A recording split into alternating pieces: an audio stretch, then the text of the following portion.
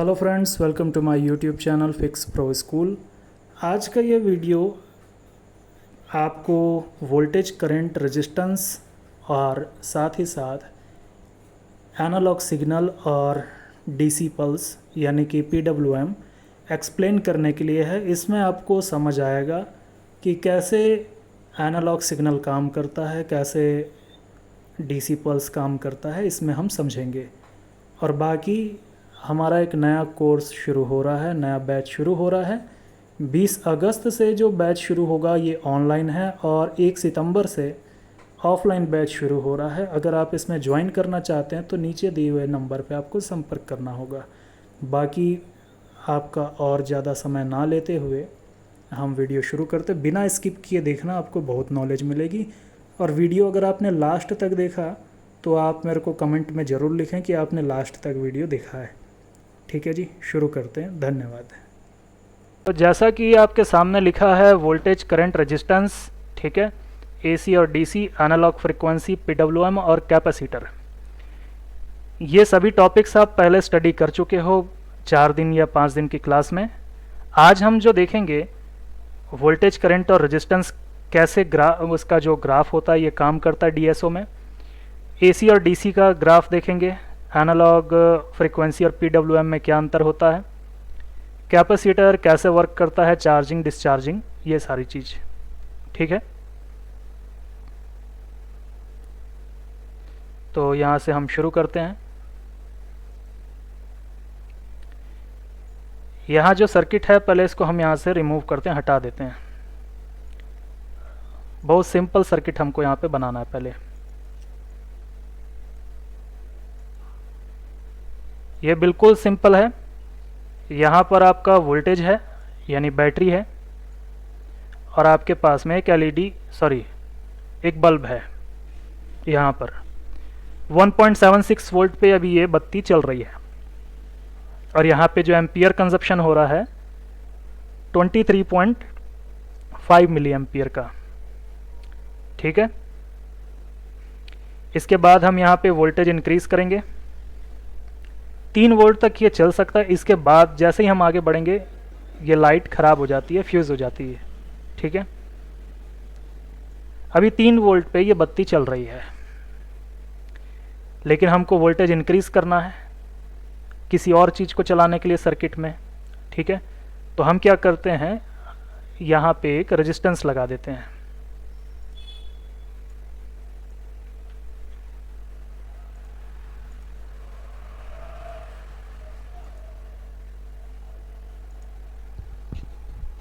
अब रेजिस्टेंस की जो वैल्यू है वो हम यहाँ से कम या ज़्यादा करके देख सकते हैं कि कितने ओम्स का रेजिस्टेंस हमको चाहिए होगा। तो बत्ती अभी ये थोड़ी कम चल रही है तो हम यहाँ पे रेजिस्टेंस की वैल्यू को कम करेंगे।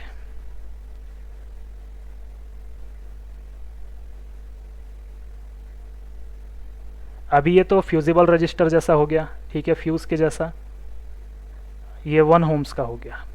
ठीक है, 1 ओम्स का होने के बाद में यहाँ पे जो 39.5 मिली एम्पियर अब इसको मिल रहा है, लेकिन जैसे ही मैं यहाँ पे 5 ओम्स का रेजिस्टेंस लगा दूंगा तो 39 मिली एम्पियर की जगह 37.5 मिल रहा है। और बढ़ा दो तो जैसे जैसे रेजिस्टेंस बढ़ेगा बत्ती कम ग्लो करेगी। ठीक है, 90.9 यहाँ पे ओम्स का रेजिस्टेंस लग गया, 18.1 मिली एम्पियर अब ये पास कर रहा है। ठीक है, रेजिस्टेंस के बढ़ने से करंट का फ्लो कम हो जाता है, लेकिन इस जगह कितना वोल्ट है अब ये हम देखते हैं। पहले आप ये देखो बैटरी में कितना वोल्ट है, 3 वोल्ट है। इस जगह पे वोल्ट कितना है, 1.36 वोल्ट। तो इस रेजिस्टेंस ने कितना वोल्ट कम कर दिया यहाँ पे देखो। ठीक है,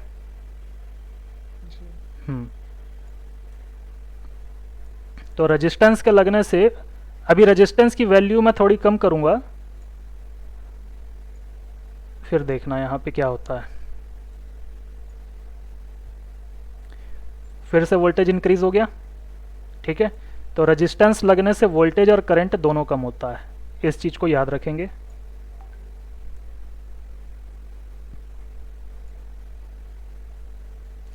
अभी ये रहा आपका वोल्टेज, करंट और रेजिस्टेंस की चीज़, ठीक है। अभी मैं वोल्टेज इंक्रीज करूँगा तो करंट भी आगे बढ़ेगा। यहाँ हो गया 36.7 मिली एम्पियर, लेकिन वोल्टेज कम कर दो। 36.7 मिली एम्पियर है, लेकिन वोल्टेज को भी कम कर देते हैं तो एम्पियर भी कम होगा, 13 मिली एम्पियर हो गया। तो वोल्टेज और एम्पियर दोनों साथ में चलने वाली चीज़ें हैं। वोल्टेज कम होगा तो एम्पियर भी कम हो सकता है, ठीक है। क्योंकि एक चीज़ आप देखो, एक चीज़ समझना, ये पॉजिटिव लाइन है, ठीक है। ये जाता है एक बल्ब में, एलईडी बल्ब, ठीक। 5 वोल्ट की लाइन है, इसमें एम्पियर है 50, ठीक है। और इसको चाहिए 14 मिली एम्पियर, 14 मिली एम्पियर अगर इसको चाहिए, और यहाँ से 50 एम्पियर भी मैं दूंगा। सॉरी, ये गलत लिख दिया यहाँ पे, 5 वोल्ट है, ये 5 वोल्ट है, 50 एम्पियर है। अगर यहाँ पे मैं इसको दूंगा, और ये एलईडी बल्ब है, ठीक है। जो एलईडी बल्ब का सिंबल होता है वो ऐसा होता है। तो अगर ये एलईडी बल्ब है, अगर बत्ती है ये जलने वाली, तो भी ये ग्लो करेगी 5 वोल्ट पे, अगर ये 5 वोल्ट की एलईडी है तो, ठीक। एम्पियर कितना भी दे दो फ़र्क नहीं पड़ता। क्यों नहीं फ़र्क पड़ेगा? क्योंकि जितना इसको कंजप्शन चाहिए ये उतना ही लेगा, उससे ज़्यादा नहीं। लेकिन यहाँ पे अगर एक लाइन शॉर्ट कर दो तो यहाँ से पूरे के पूरे 50 एम्पियर बहने लगेंगे, ठीक है। पूरा 50 एम्पियर बहने लगेगा। तो एम्पियर कब ज़्यादा बहता है? जब कहीं पे शॉर्टिंग होती है, ठीक है। लेकिन अगर मैं 5 वोल्ट की जगह यहाँ पे 7 वोल्ट दूंगा तो यहाँ पे 14 मिली एम्पियर जो जा रहा है, 14 से ये बढ़ जाएगा, ऊपर हो जाएगा, ठीक है। इतना समझ में आया?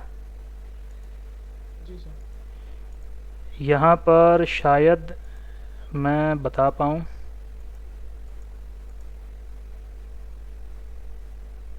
एक मिनट, ये नीचे कैसे जाता है, चला गया। यहाँ पे वोल्टेज बता रहा है, एम्पियर का इसमें दिया नहीं है, नहीं तो मैं यहाँ पे एम्पियर इंक्रीज करता बैटरी के तरफ में तो भी आपके 13.9 मिली एम्पियर ही यहाँ पे कंजप्शन होता, ठीक है। क्योंकि जितना उसको चाहिए वो उतना ही लेगा। अब यहाँ तक चीज़ें समझ में आई तो हम आगे बढ़ेंगे अपने दूसरे टॉपिक पे, एसी और डीसी पे, ठीक है। अभी हम देखेंगे एसी और डीसी को। सबसे पहले हम एसी समझते हैं।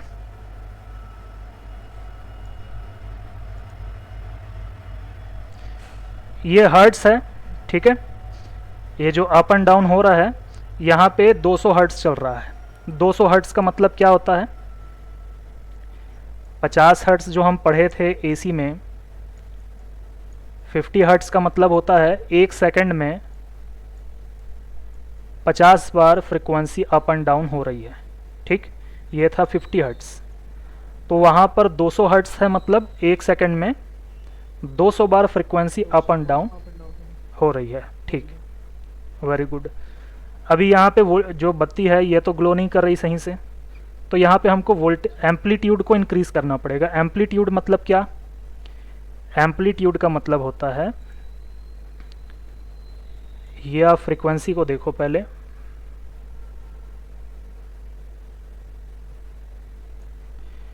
ये जो फ्रिक्वेंसी है, इस फ्रिक्वेंसी को, इसकी जो लेंथ होती है माइनस से पॉजिटिव तक की, इसका जो पोटेंशियल डिफरेंस होता है यहाँ पर माइनस से प्लस तक का, इसको हम बोलते हैं एम्पलीट्यूड,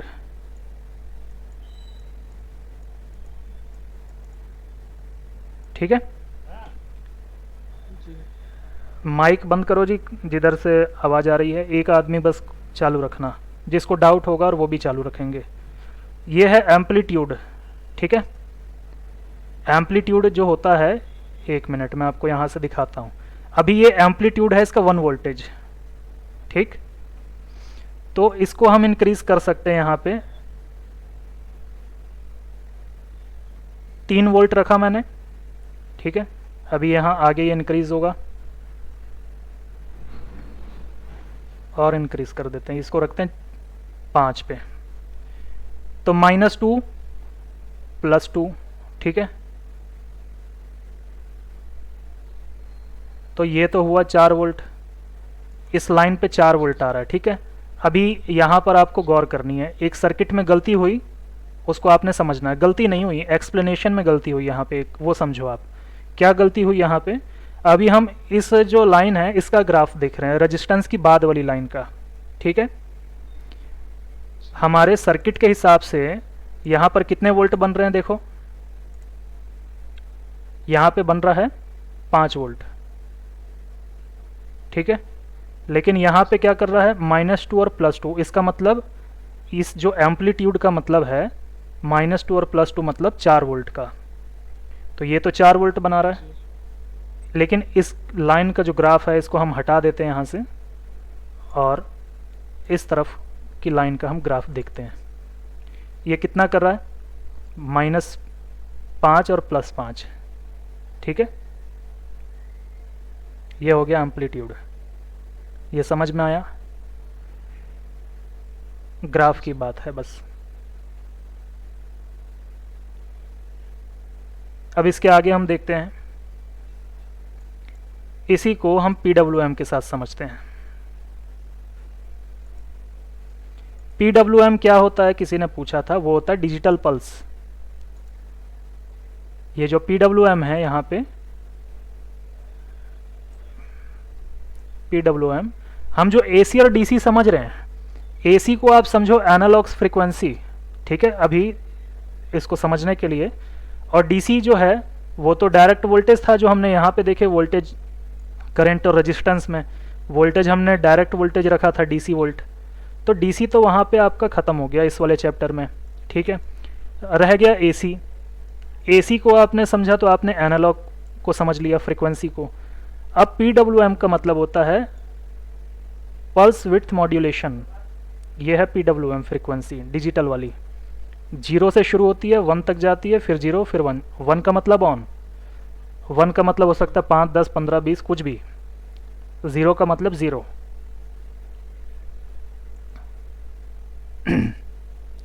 तो यहाँ पे वोल्टेज फिर इंक्रीज करना होगा।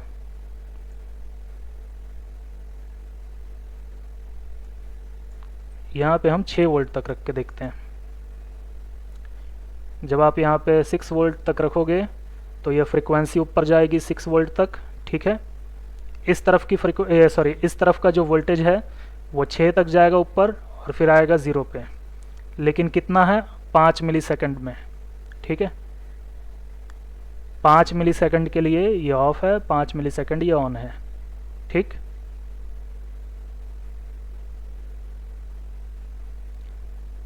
रेजिस्टेंस के इस तरफ की जो लाइन है, यहाँ का भी आप देख सकते हो वोल्टेज क्या है। रेजिस्टेंस के इस तरफ जो वोल्टेज है ये कितना है, 2 से ज़्यादा है थोड़ा, ठीक है। मैंने 2 वोल्ट से थोड़ा ऊपर है ये समझ में आ रहा है। पूरा DSO आप बिना DSO खरीदे समझ सकते हो, आपको प्रैक्टिस करनी होगी बस। जितना नॉलेज है, जितनी आपको रुचि है सीखने में, जितना इंटरेस्ट है, वो सब आपको आगे लेके जाता है, ठीक है। आपको पहले अंडरस्टैंड होना, DSO खरीदने से पहले आपको DSO का ग्राफ किस काम आता है ये समझना होगा। यहाँ तक सब कुछ क्लियर हुआ तो बोलो हाँ, और किसी का डाउट है तो बताओ। क्लियर है सर। क्लियर है, जी। ओके। अभी हम यहाँ पे समझेंगे कैपेसिटर के बारे में, ठीक। Okay sir.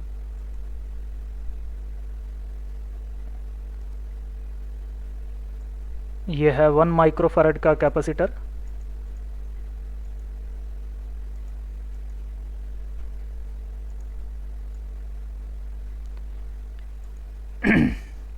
देखो, पहले करंट इसके अंदर आता है, ये खुद को चार्ज कर रहा है यहाँ पे, ठीक है, और तुरंत डिस्चार्ज भी होता है। इसकी गति धीमी होती है क्या,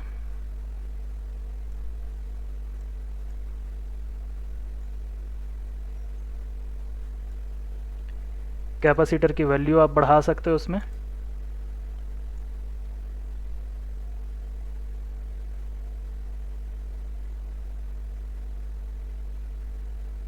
जितना माइक्रोफैराड आप चाहो उतने आप कर सकते हो इसमें, ठीक है। अभी इसको इतना ज़्यादा हमने इंक्रीज़ कर दिया कि पूरा करंट कंजप्शन ये खुद ही कर लेता है। 1 मिली फैराड कर दिया हमने इसको, तो पूरा करंट का कंजप्शन जो है ये अपने अंदर ही कर रहा है अब, ठीक है। अच्छा सर। और बढ़ा दोगे, लास्ट लिमिट तक ले जाओ इसको। अब कितने हो गया, 1 फैराड। 1 फैराड का अगर कैपेसिटर लग गया तो पहले ये खुद को चार्ज करेगा, ठीक है। जी। और जब ये पूरा चार्ज हो जाएगा तब आगे बत्ती चलेगी। मतलब कि जैसा मैंने आपको कोर्स में आगे पिछली बार पढ़ाया था, मतलब पहले उसमें मैंने क्या बोला, किसी लाइन में अगर कैपेसिटर लगा है तो यहाँ से जब करंट बहना शुरू होगा, अगर यहाँ से करंट बहेगा तो सबसे पहले कैप में आएगा, इधर स्टोर होगा, स्टोर होने के बाद जब ये पूरा ओवरफ्लो होगा तब ये आगे जाएगा, ठीक है। तो सेम चीज़ अब यहाँ पर भी होगी। इतना देर हम वेट नहीं कर सकते कि इसके चार्ज होने का इंतज़ार करें, तो हम इसको थोड़ा कम कर देते हैं। ये लो, अभी ये बत्ती जल रही है लेकिन कम जल रही है। थोड़ा देर वेट करो, हो सकता है बत्ती और ज़्यादा ग्लो करने लगे, क्योंकि ये सिम्युलेटर जो है अगर ये सही से काम कर रहा है तो अभी थोड़ी देर के बाद में बत्ती और ज़्यादा जलनी चाहिए इसके हिसाब से। तो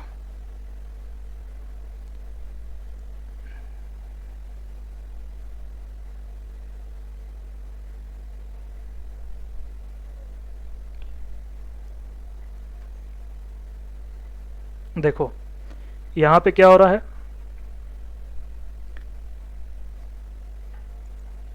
इसको भी हम ग्राफ में करके देखते हैं।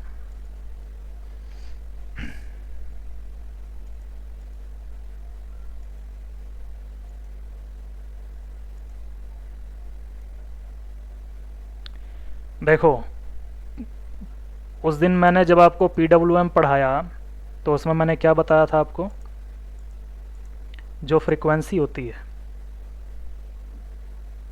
PWM फ्रीक्वेंसी, अब ये क्या करता है, एकदम से नीचे आता है।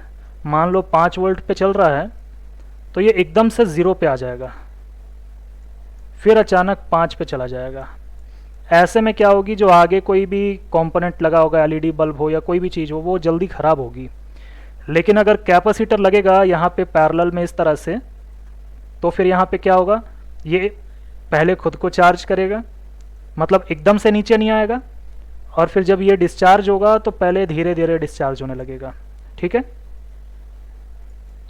सेम चीज़ आपको यहाँ पे देखने को मिलेगी, कैसे यहाँ पे चार्ज और डिस्चार्ज चल रहा है, ठीक है। ये एकदम से ऊपर नहीं जा रहा, ठीक है। इस लाइन का भी देख लो, ये जो लाइन है इस लाइन पे कितने वोल्ट हैं ये भी देखो। यहाँ पे ये एम्पियर शो कर रहा है, पीछे ये वोल्टेज बताएगा आपको।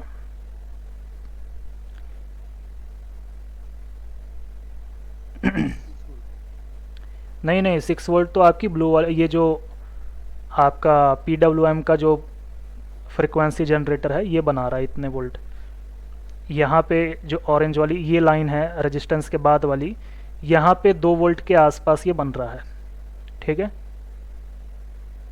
लेकिन मैं यहाँ से अगर क्या देखो, अभी एक चीज़ पे गौर करो, यहाँ पे एक कैपेसिटर लगा तो ये जो बत्ती है ये थोड़ी जल रही है, बुझ रही है हल्का, ठीक है। समझ आ रहा है, बत्ती जल रही है और बुझ रही है। यही आपके लाइट के सेक्शन में होता है, कैपेसिटर लगा होता है सही वैल्यू का तो क्या होता है, बत्ती जलती है बुझती है, लेकिन इतनी तेज़ी से और इतने मतलब कि माइनर होता है ये चीज़ कि आपकी आंखों से ये दिखता नहीं। लेकिन मैं यहाँ से कैप हटा देता हूँ, अब देखो बत्ती जल रही है, बुझ रही है, पूरा बंद हो रहा है, पूरा चालू हो रहा है। लेकिन कैपेसिटर क्या काम किया यहाँ पे कि बत्ती को पूरा बुझने नहीं दिया, मतलब बत्ती को पूरा बंद होने नहीं दिया। उसको कैपेसिटर अपने अंदर चार्ज स्टोर करके रखता है और वही आगे ये देता जाता है। अभी तो यहाँ बहुत कम माइक्रोफैरड का लगा है, ठीक है। तो ये कैपेसिटर लगा होना या ना लगा होना एक बराबर हो गया, लेकिन इस कैप की हम यहाँ पे वैल्यू इंक्रीज़ कर देंगे, जो वहाँ पे सही वैल्यू लगनी चाहिए उतनी बना देते हैं। तो क्या होगा फिर देखो,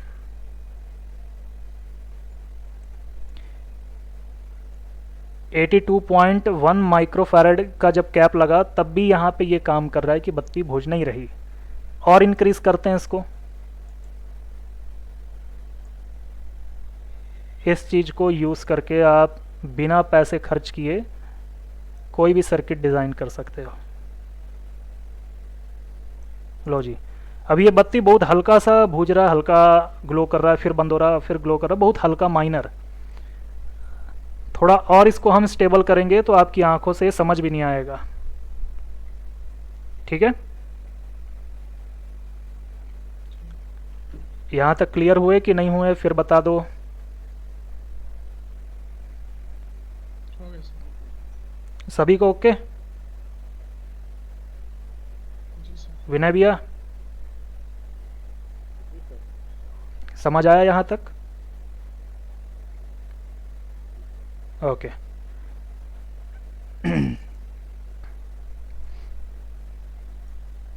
तो इसके बाद में आ जाते हैं कैपेसिटर हो गया हमारा, चारों टॉपिक्स क्लियर हो चुके हैं। लेकिन कल हमने एक चीज़ और पढ़ा था, वोल्टेज डिवाइडर सर्किट के बारे में, याद है? परसों पढ़े थे शायद, या उससे पहले। ये आईसी है, यहाँ से एक रेजिस्टेंस आएगा, फिर एक और रेजिस्टेंस आएगा, फिर ये ग्राउंड पे चला जाएगा, यहाँ पे 1.8 वोल्ट हम देंगे, यहाँ पे वोल्टेज डिवाइड होगा। याद है ये सर्किट? इस सर्किट को भी आप यहाँ से कर सकते हो, ठीक है। कैलकुलेशन पहले करो रेजिस्टेंस की, उसके बाद में उसको यहाँ पे प्रैक्टिकली देखो। तो यहाँ पे हमको दो रेजिस्टेंस चाहिए, दोनों की वैल्यू सेम रखनी होगी। 10 के रखते हैं, एक दूसरे को भी 10 के रखेंगे।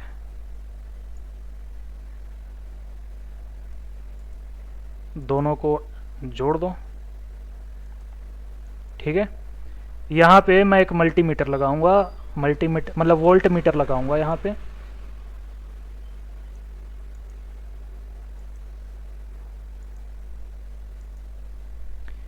यहाँ पे वोल्ट डिवाइड होता है ना इस जगह पे, तो इसको हम सिर्फ यहाँ से देखेंगे सिमुलेशन में, और इसको भी हम देखेंगे सर्किट चालू किया जाए। अभी यहाँ पे वोल्टेज, सॉरी यहाँ पे मेरे को डीसी करना पड़ेगा, डायरेक्ट वोल्टेज हम करते 1.8, क्योंकि हमने 1.8 ही देखना है, फ़ोन में हम इतना ही देखते हैं।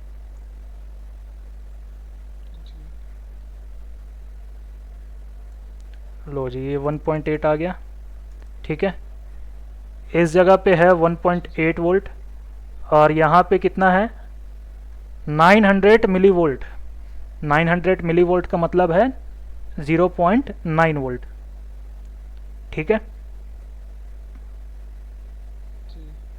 अगर मुझे इस जगह पे, मतलब मान लो कि ये किसी आईसी पे जा कर के ये फीडबैक देता है, वहाँ पर मुझे चाहिए 0.6 वोल्ट, तो मुझे कुछ नहीं करना, यहाँ से इसकी वैल्यू को इंक्रीज़ करके देखना है सिर्फ कि उधर 0.6 कितने में जाएगा। अभी तो 1 चला गया, तो वैल्यू को कम करोगे, ठीक है। डायल आपके हाथ में, किधर भी घुमा लो। ये 7.8 हो गया, तो इधर थोड़ा और कम करते हैं, 0.6 भी हो जाएगा। ये 700 मिली एम्पियर यानी 0.7 हो गया। 4 किलो ओम्स रखेंगे तो 5.4 कुछ।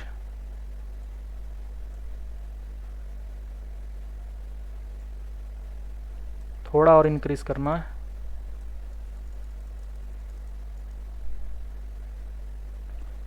6.10 चल जाएगा इतना। ये है 0.61 milliampere, sorry millivolt, ठीक है। ऐसे सर्किट काम करेगा आपका। क्या बोल रहे हो? 6.10 वोल्ट नहीं है, हाँ 6.10 मिली वोल्ट है, मतलब कि 6.10 मतलब कि यहाँ पे आप देख लो 610 मिली वोल्ट, ठीक है। इसको डिवाइड कर दो 1000 से, एक जीरो कट गया, ये जीरो कट गया, एक और दो इसके आगे पॉइंट आ गया, मतलब कि 0.61 वोल्ट इतना आ जाएगा। या डीसी मशीन में आपके ज़्यादा दिखता है या मल्टीमीटर में तो ये आएगा, ठीक है। इसके आगे बस पॉइंट आ जाएगा और कुछ नहीं। क्लियर हुआ यहाँ तक आपको? जी सर। कोई डाउट है इस आज की क्लास में? No sir.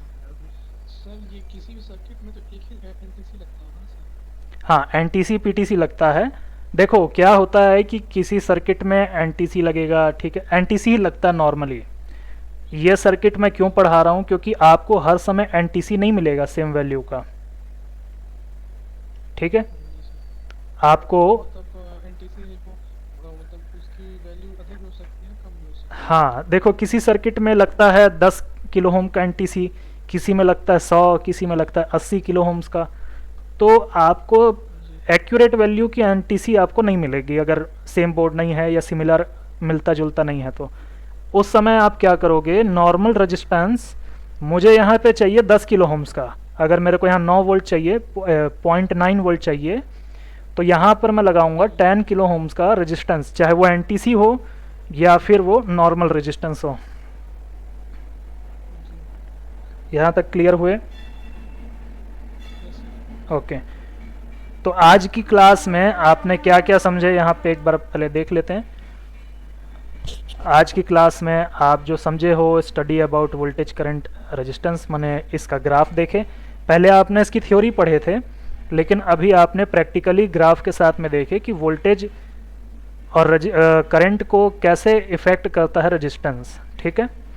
उसके बाद एसी और डीसी, एसी मतलब कि अल्टरनेट करंट जब हम देते हैं तो क्या फ़र्क पड़ता है, कैसा ग्राफ चलता है, कैसे ऑन ऑफ होता है, ठीक है।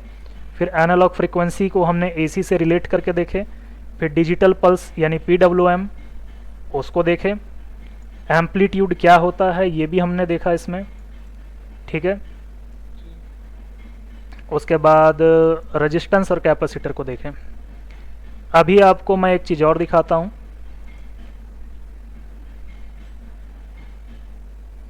इस बारे में अगर आपको थोड़ा कम समझ में आया तो आप यहाँ से स्टडी कर सकते हो।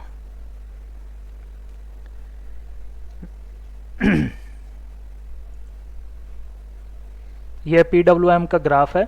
यहाँ पे आपको हर एक चीज़ पता चलेगी। ड्यूटी साइकिल के बारे में पता चलेगा, ठीक है, एम्पलीट्यूड के बारे में पता चलेगा, हर एक चीज़, ठीक है। जी जैसे यहाँ पे मॉड्यूलेटिंग सिग्नल है, और इसके बाद मतलब हर एक चीज़ आप यहाँ देख सकते हो। Duty cycle on time of time, 50% time जो है ये ऑन है, 50% टाइम है जो ये ऑफ है, और ये पूरा का पूरा एक साइकिल का यानी 1 हर्ट्ज़ का टाइम पीरियड है यहाँ पे, ठीक है। और ये जो है इसकी जो फ्रीक्वेंसी की जो इसका जो पोटेंशियल है, इसकी जो लाइन है, कितने वोल्ट तक ये जाता है, इसको हम बोलते हैं एम्पलीट्यूड। बस इसमें कुछ चीज़ें ही हैं। बस इसको क्या होता है ना, कुछ लोग बताते हैं कि बहुत बड़ा चमत्कार है ये, ऐसा कुछ नहीं। अगर आप समझोगे तो बहुत आसान सी चीज़ें आपको समझ में आएगी। डीएसओ आपको लेना चाहिए नहीं लेना चाहिए आपका डिसीजन हमेशा रहेगा, क्योंकि मल्टीमीटर से ही आप 90% रिपेयरिंग कर लेते हो। 10% चीज़ों के लिए आपको डीएसओ चाहिए, और डीएसओ का यूज़ ज़्यादातर इंस्टीट्यूट में ही होता है, सिर्फ समझाने के लिए। क्योंकि पीडब्ल्यूएम मैं आपको समझा रहा हूँ, आप इमेजिन कर पाओ ऐसा होता है, ठीक है। एसी सिग्नल जो होता है वो ऐसा होता है, मतलब एनालॉग सिग्नल। ये आप अपने कस्टमर को तो नहीं समझाओगे, है ना। दूसरी चीज़, PWM सिग्नल आपके किसी लाइन पे आ रहा है कि नहीं आ रहा, वो देखने के लिए आप DSO यूज़ कर सकते हो। लेकिन अगर आपको सिर्फ ये देखना है कि PWM सिग्नल आया कि नहीं, कहीं पे PWM सिग्नल आया कि नहीं, कितना ये नहीं है, बस इतना है कि PWM सिग्नल इस जगह पे मिल रहा है कि नहीं मिल रहा, ये अगर आपको देखना है तो आप मल्टीमीटर से भी देख सकते हो। लेकिन आपको ये देखना है कि कितना सिग्नल आ रहा है, एम्पलीट्यूड क्या है, वो तो आपको उसके लिए DSO लेना ही होगा, ठीक है। बट अभी मैंने बोला 90% रिपेयरिंग आप बिना इसके कर सकते हैं, ठीक है। ओके, तो आज आपको क्या क्या चीज़ें समझ में आई प्रैक्टिकली, एक बार रिवीजन कर लो। वोल्टेज करंट रेजिस्टेंस क्लियर हुआ, AC और DC, इसके बाद में यस सर। एनालॉग फ्रीक्वेंसी और PWM, जी इसके साथ कैपेसिटर और वोल्टेज डिवाइडर सर्किट, 5 नंबर।